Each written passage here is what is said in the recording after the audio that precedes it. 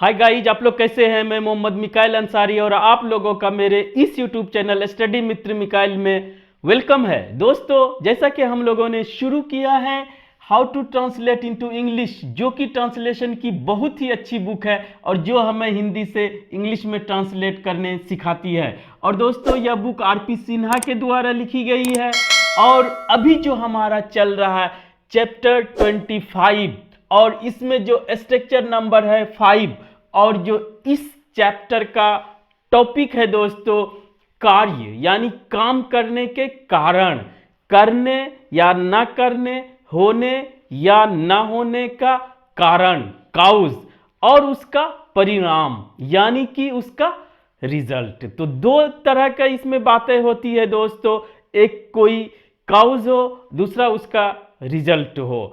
और दोस्तों, इसमें जो एक मेन चीज आया है वो है दोस्तों बी फॉर्म। इसे भी हम लोग पढ़ेंगे, ठीक है। पहले देखते हैं कि इस बुक का पैटर्न अभी तक आप समझ गए होंगे दोस्तों कि पहले हिंदी वाक्य देते हैं, उसके बाद स्ट्रक्चर, और स्ट्रक्चर के बाद इसको ट्रांसलेट करते हैं इस स्ट्रक्चर के हेल्प से।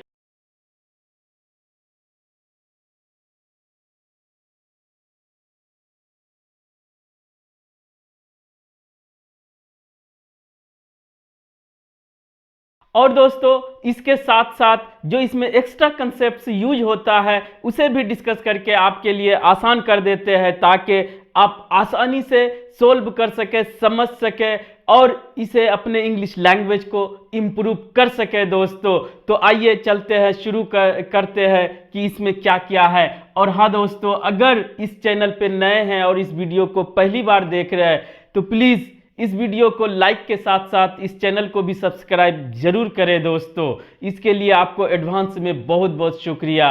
और आपके लाइक सब्सक्राइब करने से मोटिवेशन मिलता है और कुछ नहीं है दोस्तों, तो जरूर इसे लाइक और सब्सक्राइब करके जाएं दोस्तों। तो आइए देखते हैं कि इससे हम लोग क्या सीखते हैं। सबसे पहले, मैं खुश हूं कि आप आए, ठीक है दोस्तों।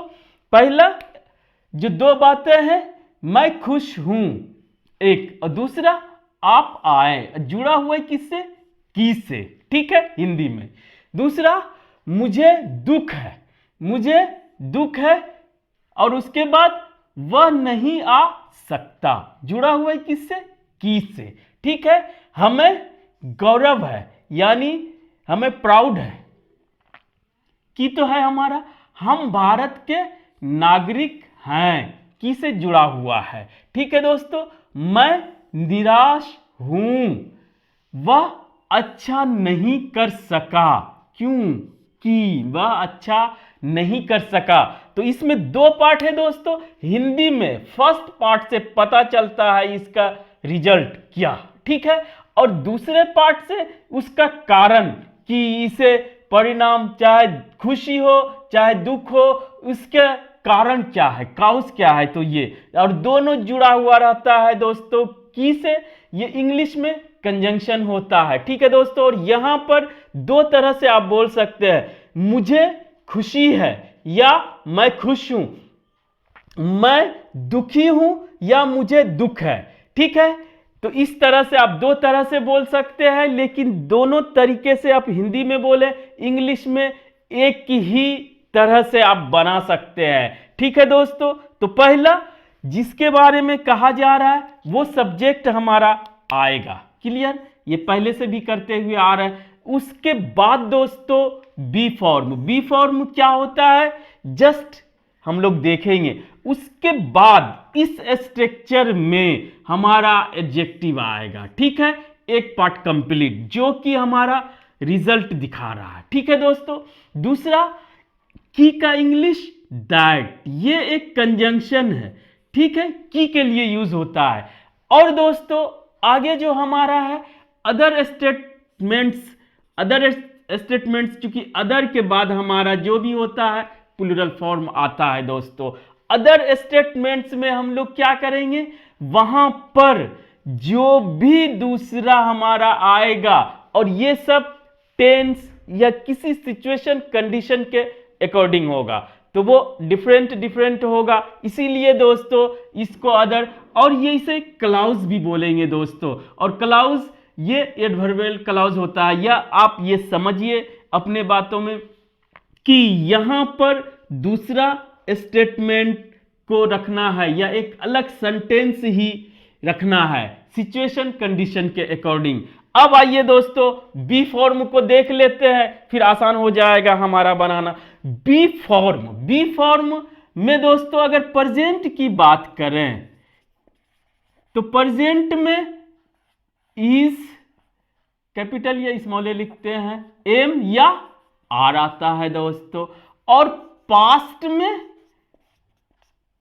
हमारा वाज या वर, ये जानते हैं, वेयर नहीं पढ़े दोस्तों, वर पढ़े। और फ्यूचर में दोस्तों शैल बी या विल बी।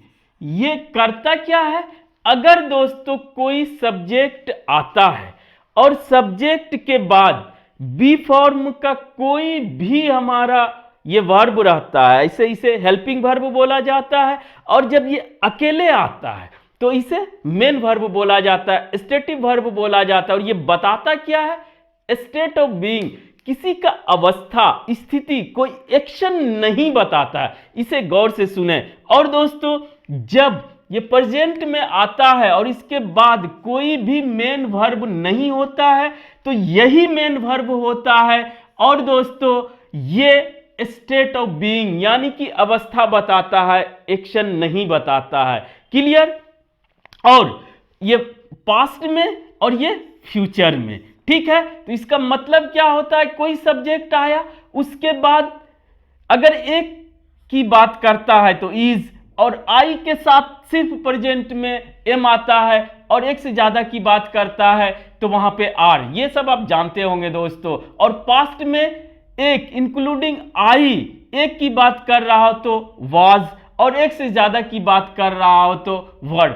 और शैल बी, विल बी, आई और वी के साथ शैल बी, बाकी के साथ विल बी। लेकिन दोस्तों यहां पर आप सभी के साथ विल बी यूज कर सकते हैं, और यह स्टेट बताता है कैसे, मैं एक स्टूडेंट हूं, आई एम अ स्टूडेंट, मैं अच्छा हूं, आई एम गुड। तो ये क्या होता है, अगर ये आता है दोस्तों, कोई भी अगर स्ट्रक्चर की बात करें तो सब्जेक्ट प्लस बी फॉर्म, उसके बाद दोस्तों या तो एडजेक्टिव आएगा या नाउन आएगा, और प्रोनाउन भी आ सकता है ये। लेकिन ये दोनों बहुत यूज होता है अगर प्रेजेंट में तो प्रेजेंट की अवस्था को बताता है, पास्ट में पास्ट की अवस्था को, फ्यूचर में फ्यूचर की अवस्था को। और सभी के लिए है, एक के लिए, एक से ज्यादा के लिए क्या यूज करेंगे। क्लियर? तो इस तरह से आप नाउन, और इसे आप बोला जाता है सब्जेक्ट कॉम्प्लीमेंट। इसे हम प्रोनाउन में देख चुके हैं दोस्तों, सब्जेक्ट कॉम्प्लीमेंट में भी देखे हैं और आगे भी देखेंगे, लेकिन यहां पर इतना याद रखें दोस्तों कि इसे सब्जेक्ट कॉम्प्लीमेंट कह सकते हैं, कहते ही हैं। और यहां पे या तो एडजेक्टिव यूज होगा या नाउन, और प्रोनाउन भी यूज होता है। ठीक है, इसे और क्लियर करेंगे आगे जब सेपरेट बी फॉर्म पढ़ेंगे दोस्तों। तो यहां पर इतना ही। तो कोई बी फॉर्म आए उसके बाद हमारा एडजेक्टिव आता हो तो यहां पर दोस्तों ये हमारा स्टेट बताता है। ठीक, उसके बाद इसमें जो कुछ भी रहे सिचुएशन कंडीशन के अकॉर्डिंग, और दैट जो है हमारा की का इंग्लिश कंजंक्शन के रूप में जोड़ने का काम करता है। अब बनाइए दोस्तों, मैं खुश हूं, आई एम ग्लैड या आई एम हैप्पी। ये एक स्टेटमेंट हुआ, आई के साथ एम, हूं, ये प्रेजेंट में इसका भी है, इसका हूं, इसका है, जो भी आता हो। ठीक है, दैट की, मैं खुश हूं कि आप आए, यानी कि आने का काम हो चुका है तब मैं खुश हुआ। यू केम, कम का वी टू केम, यानी कि ये काम हो चुका है तो पास्ट इंडेफिनिट टेंस तब हुआ मैं खुश हूं कि आप आए, I am glad that you came. ठीक है दोस्तों, मुझे दुख है कि वह नहीं आ सकता, तो क्या मुझे दुख है, आई एम सॉरी या आई एम सैड। ठीक है दोस्तों, इतना। उसके बाद दैट हमारा रहेगा, अब वहां पर नहीं आ सकता तो वहां पर दोस्तों he can not come. Can not को दो तरीके से बता सकते हैं, ऐसे भी और इस तरह, ये अभी ज्यादा चल रहा है। तो कैसे क्या हुआ दोस्तों, मुझे दुख है कि वह नहीं आ सकता, I am sorry that he can not come. ठीक है दोस्तों, और ये कैन नॉट कम आ सकता या आ सका, इसको भी ले लिए कि आपको कोई कंफ्यूजन ना हो। तीसरा दोस्तों, हमें गौरव है कि हम भारत के नागरिक हैं। पहला सेक्शन, हमें गौरव है, वी आर प्राउड, हमें गौरव है। उसके बाद दोस्तों दैट की, we are the citizens of India. ठीक है, बना लेंगे, मुझे गौरव है कि हम भारत के नागरिक हैं। वी आर प्राउड, यहां पे ए एन नहीं आएगा दोस्तों, सब एडजेक्टिव के पहले ए एन नहीं आता है। We are proud that we are the citizen of India. ठीक है दोस्तों, मैं निराश हूं कि वह अच्छा नहीं कर सका, तो क्या मैं निराश हूं, आई एम डिसअपॉइंटेड। इतना दोस्तों, निराश का इंग्लिश डिसअपॉइंटेड, और की का English that. He could not do well, तो वह अच्छा नहीं कर सका, तो यहां पर दोस्तों वह का ही, और वह पास्ट की एबिलिटी, कोई काम नहीं कर सका, और जब नोट लगाना हो तो वहां पर कुड आप यूज कर सकते हैं। तो दोस्तों could not, he could not do, नहीं कर सका, और ये हमेशा वर्ब का फर्स्ट फॉर्म होगा, चाहे कुड रहे, कैन रहे, शुड रहे, कुछ भी रहे, उसके साथ नोट भी रहे। He could not do well, वह अच्छा नहीं कर सका। इस तरह से दोस्तों अब आप इसमें एक्सरसाइज भी दिया हुआ है, आप इसे बनाएं और समझने की कोशिश करें और अपने इंग्लिश लैंग्वेज को इंप्रूव करें। दोस्तों आज बस इतना ही। अगर यह वीडियो आपको अच्छा लगा हो और आप इससे कुछ सीखे हो, प्लीज इसे लाइक करें, सब्सक्राइब करें और अपने दोस्तों के बीच शेयर जरूर करें। दोस्तों thank you for watching, have a nice day.